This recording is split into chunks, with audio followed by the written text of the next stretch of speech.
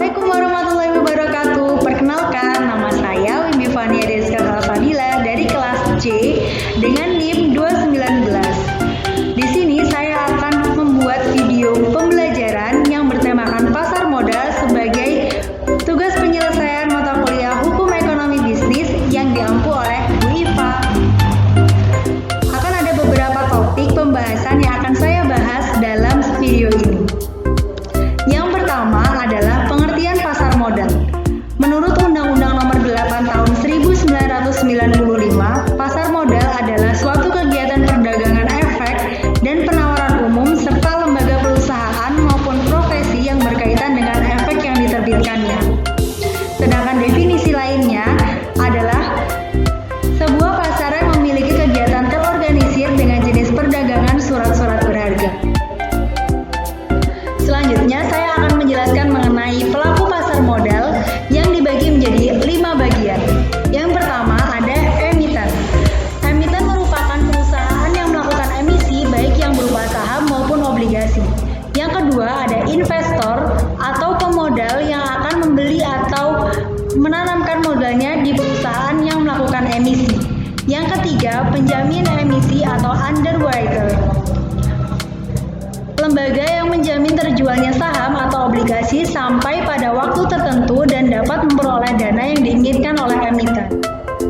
Selanjutnya ada agen penjualan, merupakan pihak yang menjual efek dari perusahaan yang akan go public tanpa kontrak dengan emiten yang bersangkutan. Yang terakhir ada pialang atau broker, di mana pialang ini adalah perantara antara si penjual atau emiten dengan si pembeli atau investor dalam jual beli efek. Selanjutnya saya akan menjelaskan mengenai fungsi pasar modal. Yang pertama, untuk menambah modal usaha. Yang kedua, sebagai sarana pemerataan pendapatan. Yang ketiga, dapat menciptakan lapangan pekerjaan. Yang keempat, meningkatkan pendapatan negara. Yang kelima, sebagai indikator perekonomian suatu negara. Selanjutnya ada peran yang dimiliki oleh pasar modal. Yang pertama, sebagai lembaga perantara keuangan selain bank. Yang kedua, sarana untuk melakukan transaksi jual beli surat-surat berharga atau saham yang memang legal dan terbuka untuk siapa saja. Yang ketiga, menyediakan kesempatan bagi siapa saja yang memiliki modal untuk ikut terlibat dan berpartisipasi dalam berbagai kegiatan bisnis. Yang keempat, para pelaku bisnis bisa mendapatkan dana atau modal tambahan sebagai upaya untuk ekspansi atau memperluas bisnis yang sedang dijalankannya.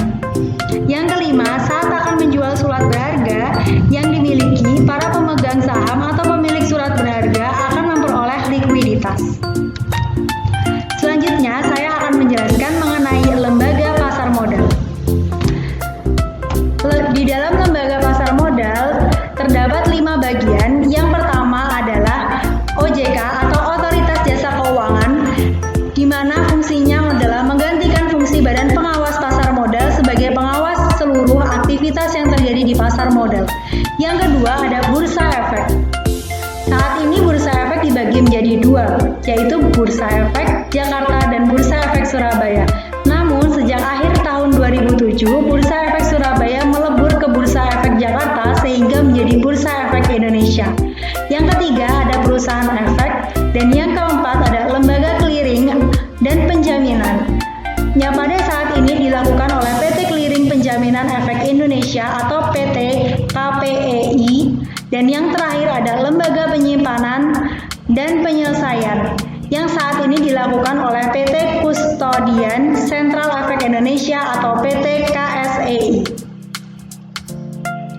Instrumen keuangan atau produk yang diperdagangkan di pasar modal Indonesia adalah: yang pertama ada saham, yang kedua ada surat utang atau obligasi, yang ketiga ada reksadana, yang keempat ada Exchange Traded Fund atau ETF, yang kelima ada derivatif. Sekian penjelasan saya dalam video ini, semoga videonya bermanfaat. Sampai jumpa. Wassalamualaikum